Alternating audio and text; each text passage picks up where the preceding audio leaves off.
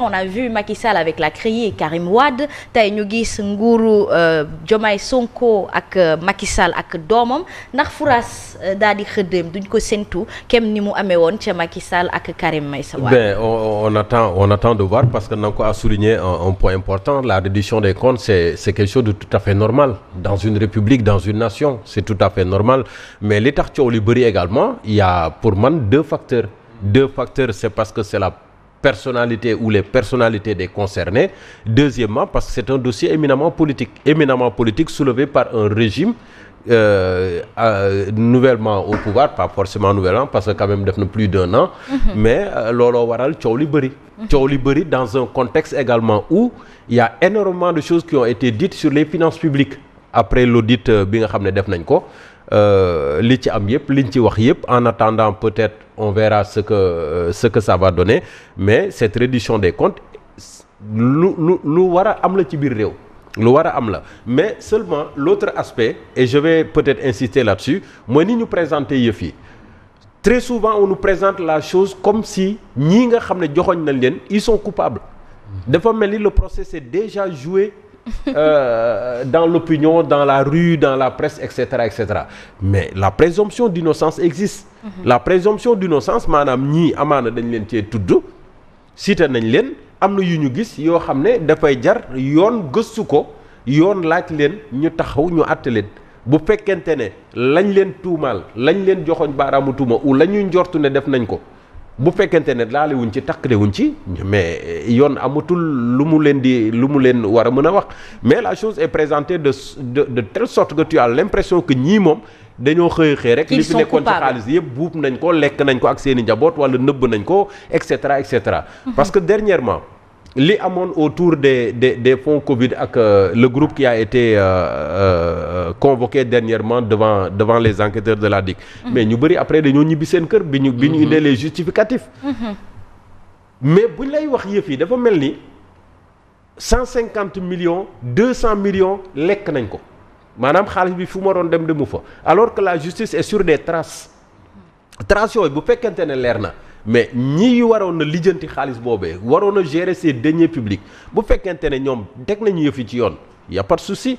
Y a des fautes de gestion également qu'on compare à des délits de justice. Loolu également problème la. Donc laissons la justice faire et me revenir sur la personnalité, parce que c'est d'anciens ministres qui ont occupé des fonctions administratives, ministérielles ou même peut-être politiques, parce qu'ils appartiennent à un camp politique. Et la chose qui a été présentée émane justement d'acteurs politiques. Parce que ces gens de PASTEF, à commencer par le chef du gouvernement qui est président de PASTEF, ça a eu doon wax ci genre dossier yi, mais on voyait l'homme politique.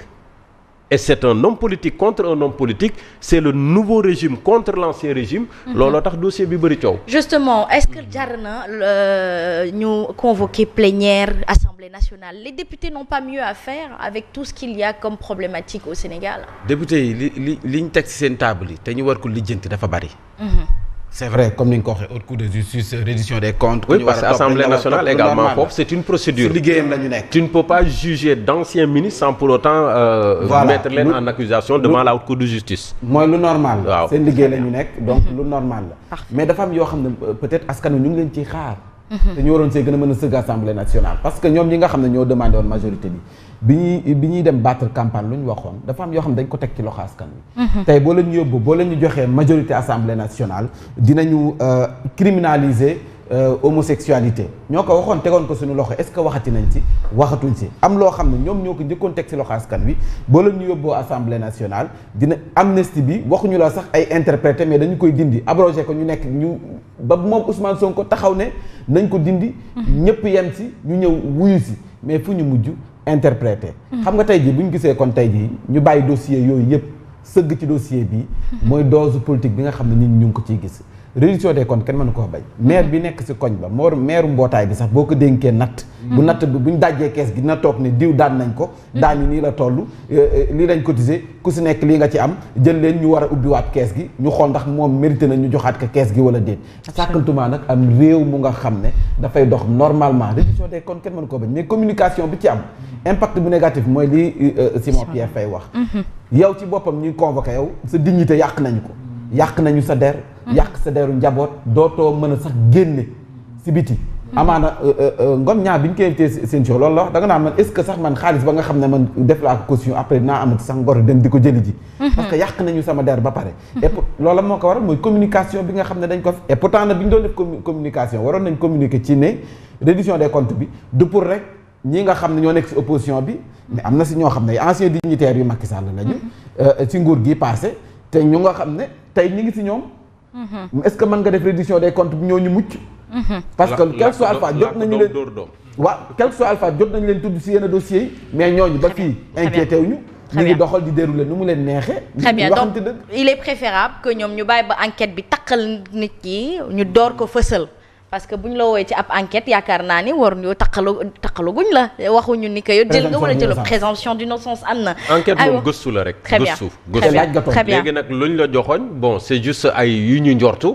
mais c'est à la justice de dire de prononcer la culpabilité ou l'innocence. très bien aywa ñu waxtaanee beneen sujet bi bu def polémique. may aussi nuyu Nanko Bakayoko. waaw nuyu ko oui absolument relation presse pouvoir alors teelu mag du ay nelaw président Bassirou Diomaye Diakhar Faye moom nee na gouvernement am waxtaan ak les acteurs de la presse sans que ñoo ngi koy souligner naan bi mu dalalee les jeunes reporters la convention des jeunes reporters peut-être foofu moo indi fossé bi ndax il n'y a pas de reporter s'il n'y a pas de patron de presse. waaw sànq dama ne milliards.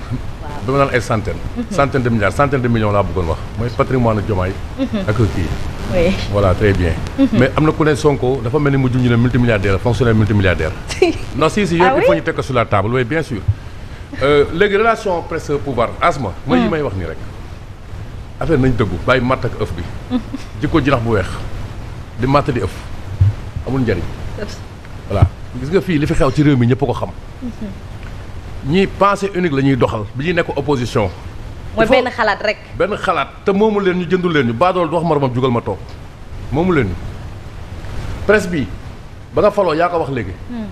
nga recevoir reporter yi man dama ci comprendre nga c'est une manière de diaboliser patronat bi. am na journaliste yu dëng am na il faut en convenir fépp foo dem y a des brebis galeuses am na bu ñu voilé wu la face. mais du man rek bokk ma ca moo gën. mais tey xam nga tey booy xool même journaliste yi bind tey ñoo xam ne da nga gisoon ñu am réserve. man Thierno Diop awma légitimité di wax ci presse am na ñu ma ci gën a am mais ñooñu tey ñooy génn de grandes plumes de la presse sénégalaise ñoo xam ne bi ñuy bind man bi may nekk école primaire laa leen daan lire.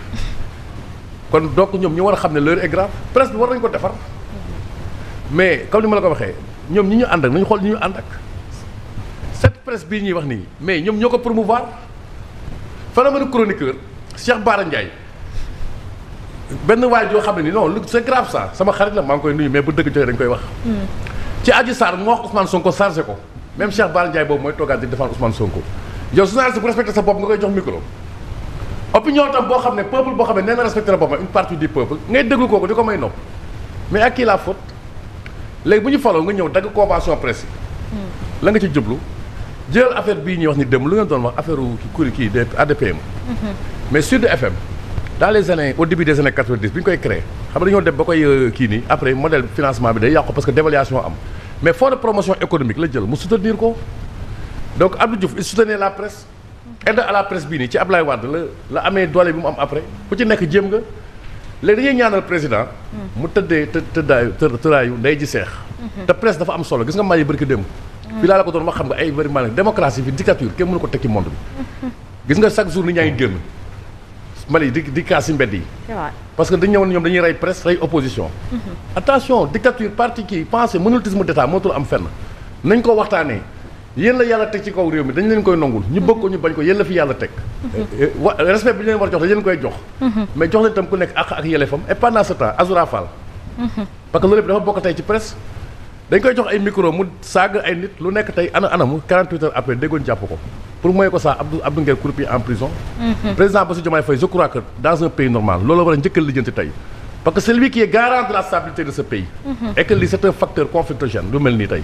affaire dossier kii bii rek nu mu tudd Azoura Fall bi c'est un président très dangereux dans un pays et les exemples font légion. très bien ma ne nañ bàyyi jikko jinax boo weex bi di matt di ëff.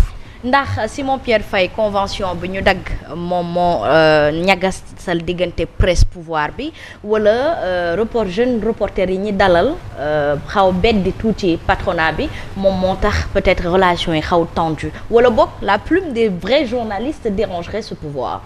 Oui, plusieurs facteurs à la fois, mais pour man c'est une confusion de responsabilité moom moo indi lii yëpp responsabilité je m'explique parce que ministère de la communication bi mu ñëwee takk déjà depuis ce gouvernement qui date d'avril 2024 li ñu njëkk a def mooy jéem a mettre la presse au pas. Le ministre a initié une